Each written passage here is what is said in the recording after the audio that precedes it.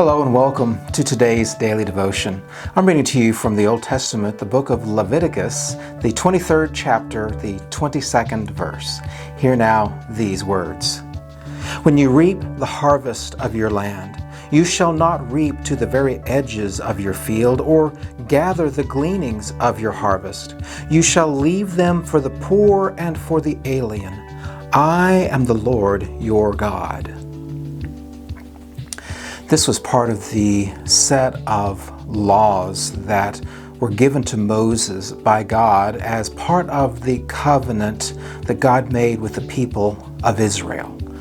And Leviticus is full of the minutiae of how they are supposed to live once they are in the promised land. And it's very interesting that there is this rule about how they're supposed to farm, how they're supposed to harvest the fruits of their labors and what they're supposed to do with it and what they're supposed to leave behind. I find this to be very interesting because this instruction is given to them before they even had land to plant in their gardens. They didn't have anything to harvest and reap, to have gleanings, and yet God gave them this instruction. And I think that's very important for us when we think about the Christian cliche of God helps those who help themselves. On the one hand, one might think, well, yeah, this is for the poor so that they can help themselves by going and gleaning in the field after the main harvest is done.